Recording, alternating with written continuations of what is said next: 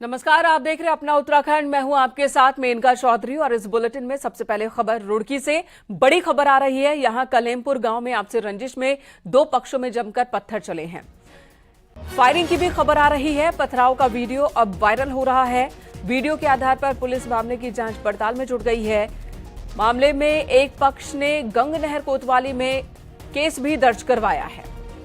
कलेमपुर गांव की ये तस्वीर है जहां पर दो पक्षों में देखिए किस तरह से पत्थरबाजी हो रही है।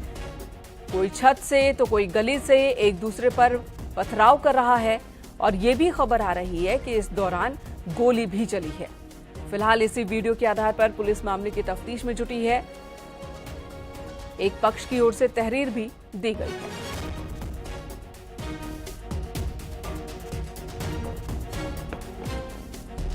तो ये तस्वीरें हम आपको दिखा रहे हैं। रुड़की की ये तस्वीर जहां पर एक गांव में हंगामा हो गया। दो पक्षों के बीच विवाद इतना बढ़ा कि एक दूसरे पर इन्होंने हमला कर दिया। विवाद पुराना बताया जा रहा है जिसमें इन्होंने आज हमला किया है। ये तस्वीर कब की है ये भी हम आपको बताएंगे। फिलहाल इसी वीडियो के आधार पर पुलिस तफ्तीश में भी जुटी है। मनोज जुआल हमारे साथ जुड़ चुके हैं। मनोज, इस बारे में और क्या जानकारी?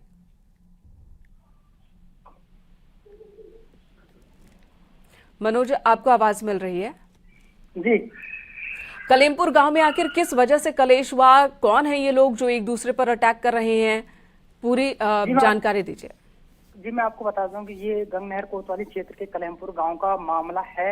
ये बताया जा रहा है कि जो चुनावी रंजिश थी उसको लेकर दो पक्षों में मारपीट हो गई थी पहले, और उसके बाद से आप वीडियो में देख सकते हैं जिस तरीके से एक दूसरे पक्ष एक दूसरे पर पथराव कर रहे हैं। और पुलिस की जो वायरल वीडियो है उसके आधार पर फिलहाल जांच पड़ताल की जा रही है। पुलिस कितने लोग जख्मी हुए हैं? क्या गोली चली है? इस बात की पुष्टि हो पाई?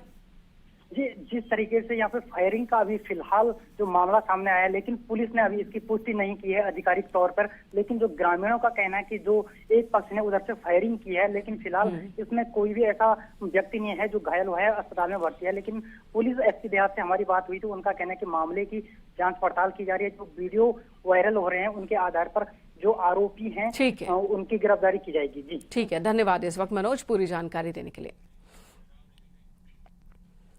हरिद्वार में अवैध अतिक्रमण के खिलाफ प्रशासन का बुलडोजर गरजा। हाथी पुल के पास जेसीबी से अतिक्रमण हटाया गया। इस दौरान कई अवैध दुकानें और खोखे हटा दिए गए। अतिक्रमण के खिलाफ प्रशासन का अभियान लगातार जारी रहेगा, ये भी प्रशासन की ओर से कहा गया है। दो तस्वीरें हम आपको दिखा रहे हैं। ये हरिद्वार की तस्वीर है। हाथी पुल के पास कई दुकानें सड़क पर अतिक्रमण कर जमीन को बढ़ाई गई थी। दुकानों के इसी बढ़े हुए हिस्से को जेसीबी की मदद से तोड़ा गया है। जितने भी अवैध निर्माण थे उन सभी को जेसीबी की मदद से धराशायी किया गया। और साथ ही प्रशासन का यह भी कहना है कि आगे भी कार्रवाई होती रहेगी। पुलकित इस वक्त हमारे साथ है। पुलकित, ये बताएं कि किस इलाके में एक्चुअली ये कार्रवाई हुई है और यहाँ पर किन्होंने अतिक्रमण कर रखा था?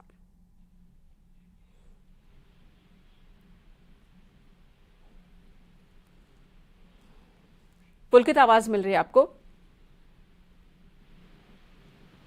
तो चलिए आगे इस बारे में और इन्फॉर्मेशन लेंगे। फिलहाल ये हाथी पुल के पास की तस्वीर हम आपको दिखा रहे हैं जहां पर प्रशासन की ओर से एक्शन लिया गया आज। और अब चमोली हादसे से जुड़ी खबर। सीएम पुष्कर सिंह धामी ने चमोली पहुंचकर हादसे में मारे गए लोगों के परिजनों और घायलों से मुलाकात की। उन्होंने शोक संतप्त परिजनों को सांत्वना दी और कहा कि हर संभव मदद सरकार करेगी। मुख्यमंत्री चमोली हादसे में मृतकों के परिजनों से एक एक कर मिले। उन्होंने सभी को सांत्वना दी है। मुख्यमंत्री ने कहा कि दुख की इस घड़ी में राज्य सरकार उनके साथ खड़ी है। पुलिस मैदान गोपेश्वर में मुख्यमंत्री ने चमोली हादसे में हताहत होमगार्ड के तीनों जवानों के पार्थिव शरीर पर पुष्प चक्र अर्पित किए। नम आंखों से उन्हें श्रद्धांजलि दी। मुख्यमंत्री ने कहा कि हादसे के कारणों की गहन जांच हो रही है। दोषियों पर सख्त कार्रवाई की जाएगी। इस दौरान पर्यटन मंत्री सतपाल महाराज, स्वास्थ्य मंत्री धन सिंह रावत, बीजेपी प्रदेश अध्यक्ष महेंद्र भट्ट भी मौजूद थे। पुष्कर सिंह धामी ने गोपेश्वर डिस्ट्रिक्ट हॉस्पिटल पहुंचकर घायलों का हालचाल जाना। कल मुख्यमंत्री ऋषिकेश एम्स भी पहुंचे थे। सर, क्या अपडेट है घायलों को लेकर? देखिए, अभी चूंकि 6 लोग ऋषिकेश एम्स में एडमिट हैं और 5 लोग यहाँ पर हैं। सभी का ठीक प्रकार से जो उपचार है वो हो रहा है। सभी के अच्छे इलाज के लिए सभी प्रकार की व्यवस्थाएं सुनिश्चित करने के लिए कहा है। और जल्दी से जल्दी सबसे हमारी यही है कि सब लोग जल्दी से स्वस्थ हों और बचाव के काम यहाँ पर चल ही रहे हैं। घटना के मजिस्ट्रियल जांच के आदेश कर दिए गए हैं और जांच आने के बाद आगे कार्रवाई की जाएगी। मुआवजे की राशि का भी जो है पहले ही कर दिया है। माननीय प्रधानमंत्री जी ने भी अपनी तरफ से प्रत्येक परिवार के लिए मुआवजा किया है, जो भी हताहत हुए हैं। राज्य सरकार की तरफ से भी किया गया है और बड़ी दुखद घटना है। हम भगवान से प्रार्थना करते हैं कि सभी जो भी हमारे बीच में से दिवंगत हुए हैं उनको अपने श्री चरणों में स्थान दे और उनके पारिवारिक जनों को असमय दुख आई है, इतने बड़ा कष्ट आया है, उसको सहने की शक्ति प्रदान करे और जो हमारे अभी उपचार जिनका हो रहा है वो जल्दी से जल्दी स्वस्थ हों। सर भविष्य में इस तरह की घटनाएं रिपीट ना हो उसके लिए मजिस्ट्रियल जांच के आदेश किए हैं और जो भी दोषी पाए जाएंगे उनके खिलाफ कठोर कार्रवाई की जाएगी। Thank you sir. तो पूरी घटना की मजिस्ट्रियल जांच के बाद मुख्यमंत्री पुष्कर सिंह धामी का कहना है कि पूरे मामले में जो भी दोषी पाए जाएंगे उनको बख्शा नहीं जाएगा, सख्त कार्रवाई की जाएगी। कैमरा पर्सन राकेश रावत के साथ सुनील नौप्रभात, न्यूज 18, गोपेश्वर, चमोली। चमोली हादसे के 5 घायलों को ऋषिकेश एम्स ले जाया गया। घायलों को एयरलिफ्ट कर लाया गया था। इन 5 का इलाज चमोली जिला अस्पताल में चल रहा था। सीएम धामी के निर्देश के बाद इन सभी 5 घायलों को ऋषिकेश एम्स भेजा गया।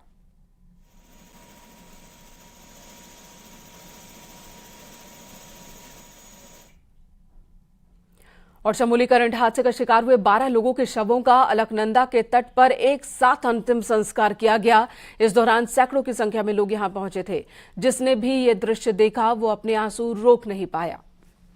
अंदाजा लगाकर भी आप समझ सकते हैं कि कितना विभत्स ये वक्त, ये पल रहा होगा। 1-2 नहीं बल्कि 16 लोग हादसे में मारे गए थे, जिनमें से 12 का शव एक साथ अंतिम संस्कार के लिए लाया गया था। अलकनंदा नदी के किनारे 12 चिताएं एक साथ धधक रही थी। चमोली में करंट हादसे के शिकार हुए लोगों के शव का गुरुवार को अंतिम संस्कार किया गया।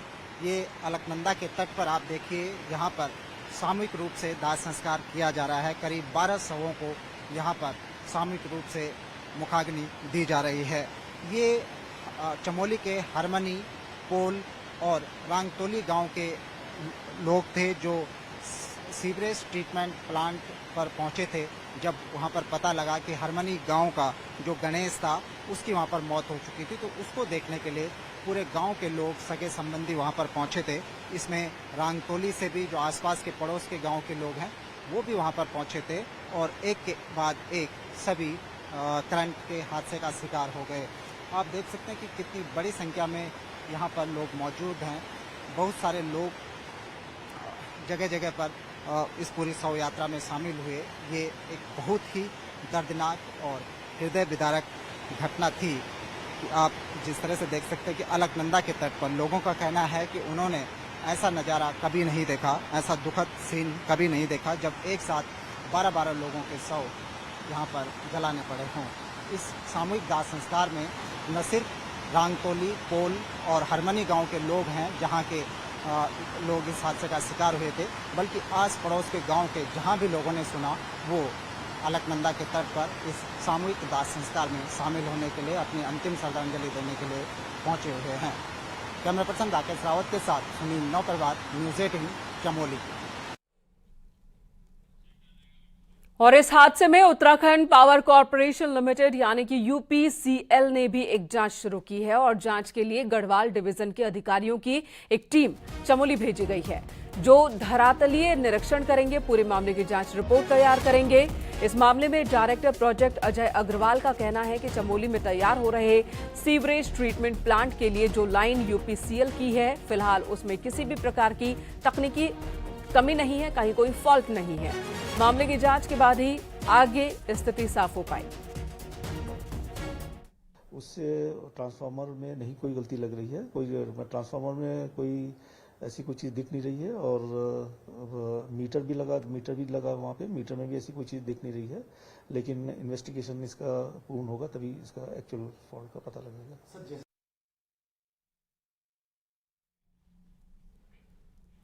चमोली हादसे ने सभी को हिलाकर रख दिया। चमोली हादसे में 16 लोगों की मौत हो गई। 16 में से 10 लोग एक ही गांव हरमनी के रहने वाले हैं। जल संस्थान इस प्लांट को 2 आउटसोर्स एजेंसी के जरिए संचालित कर रहा था। बुधवार को प्लांट में केयरटेकर का काम करने वाले गणेश की सबसे पहले करंट लगने से मौत हुई। गांव के लोग जब प्लांट पहुंचे, पुलिस को इसकी सूचना दी तो पुलिस भी मौके पर पहुंची। आसपास के लोग भी पहुंचे। वहां 27 की संख्या में लोग मौजूद थे, जिनमें से 1 पुलिस सब इंस्पेक्टर और 3 होमगार्ड के जवान थे।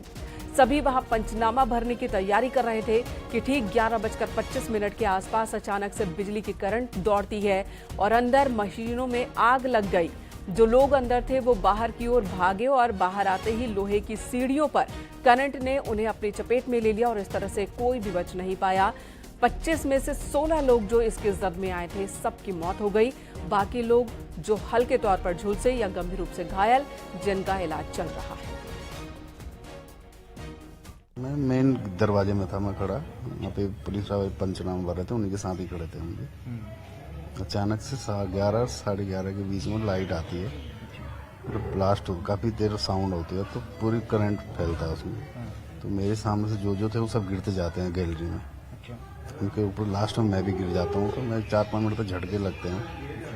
4-5 मिनट तक मैं चिल्लाता गया कि लाइट बंद करो, लाइट बंद करो। झटके लग रहे थे, भयंकर झटके पूरी मशीन पे, बॉडी पे।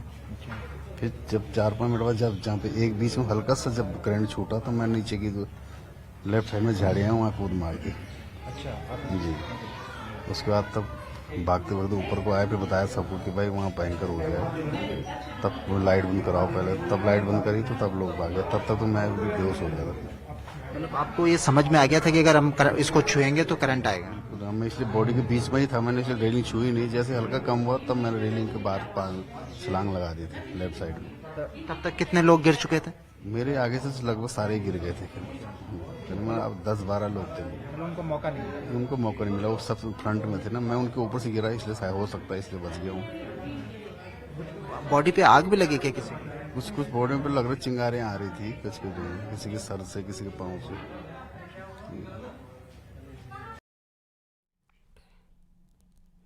चमोली में बुधवार को बड़ा हादसा हुआ। 16 लोगों की करंट लगने से मौत हो गई। हालांकि हादसे की जांच चल रही है, लेकिन शहर में बिजली के खंभों और तार की स्थिति ठीक नहीं है।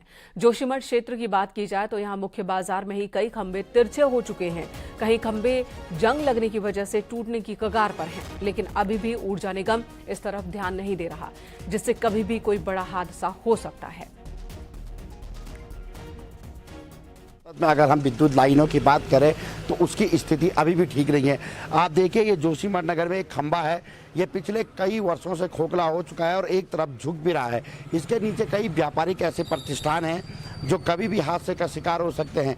कई बार इसमें विभाग को अवगत भी कराया गया है, लेकिन ऐसी कोई कार्रवाई नहीं की गई है जिससे कि ये सारी चीज़ें ठीक की जाएं। इसके अलावा देखिए, जहाँ भी ये विद्युत की वायरें जा रही हैं, कहीं टीन सेट को टच कर रही हैं, कई मकानों को टच कर रही हैं।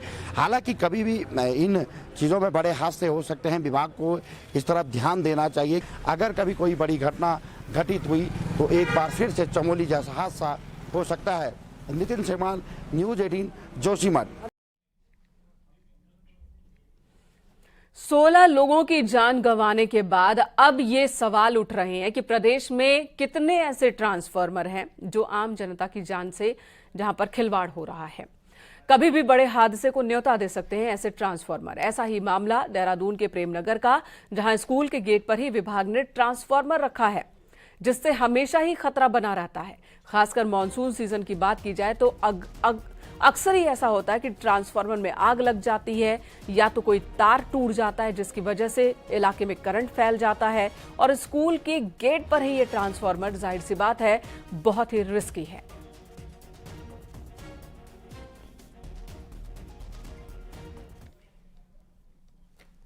इधर उत्तरकाशी में भूस्खलन से बंद हुआ गंगोत्री और यमुनोत्री हाईवे खोल दिया गया है। गंगोत्री हाईवे बंदरकोट और गंगनानी के पास मलबा आने से बंद हो गया था, जिसे बीआरओ ने कड़ी मशक्कत के बाद खोला। यमुनोत्री हाईवे रानाचट्टी, डाबरकोट, झरझर गार्ड के पास सुबह से ही बंद था, जिसे लगभग 6 घंटे बाद पीडब्ल्यूडी ने खोला है। मार्ग में फंसे यात्रियों को बड़ी राहत मिली है, लेकिन जिले में अभी भी 28 ग्रामीण लिंक रोड हैं जो कि बंद है, जिसे खोलने की कोशिश चल रही है। में अभी वर्तमान में 28 दरअसल में संख्याएं बढ़ती घटती रहती हैं। रोड ब्लॉक होने का सिलसिला जारी है, फिर सुचारू भी होते हैं, तो उनको नियमित मॉनिटरिंग की जा रही है। इस संबंध में हमें जो रियल टाइम डाटा है उससे हम मॉनिटर कर रहे हैं रोड का, और जो ज़्यादा विलम्ब हो रहे हैं उन संबंधित विभागों को उसमें निर्देशित किया जा रहा है कि वो तत्काल मार्ग को सुचारू करें। जोशीमठ नगर में मूसलाधार बारिश हो रही है। नगर के रोड रेड जोन की बात की जाए तो इन इलाकों में कुछ भवनों के आसपास सुरक्षा दीवार टूट गई है, जिससे लोगों में अब दहशत है। रेड जोन इलाकों में दरारें भी चौड़ी होती जा रही हैं। हालांकि केंद्र और राज्य सरकार लगातार जोशीमठ नगर में मॉनिटरिंग भी कर रही है। एसडीआरएफ और एनडीआरएफ की टीम भी यहां पर है। जोशीमठ में जनवरी महीने से ही तैनात है ये टीम, जो कि निगाह बनाए हुए है। जोशीमठ नगर क्षेत्र में लगातार मानसून की बारिश हो रही है और बारिश के बाद जोशीमठ नगर में जो भूस्खलन की जो बातें हैं वो भी निकल कर आ रही हैं, घटनाएं सामने आ रही हैं। इस समय हम मनोहर बाग वार्ड में मौजूद हैं। यहाँ पे आप देखिए, कल रात को ही एक पुस्ता टूटा हुआ है और पुस्ते टूटने की वजह से जो इसके नीचे जो मकान है उनको नुकसान पहुंचा है। हालांकि ये इलाका खाली करा दिया गया है। तो प्रशासन की जो नज़र है वो यहाँ पे बनी हुई है। एसडीआरएफ एनडीआरएफ की टीम तैनात है। साथ ही केंद्र और राज्य सरकार की टीमें भी जोशीमठ का बराबर सर्वे कर रही है। ऐसे में आप देखना ये होगा कि इन सुरक्षित इलाकों को या इन असुरक्षित इलाकों को सुरक्षित करने के किस तरीके के प्रयास आगे मानसून के बाद किए जाते हैं। नितिन सेमाल, न्यूज 18 जोशीमठ। यहां रुकेंगे एक छोटे से ब्रेक के लिए, खबरें जारी हैं।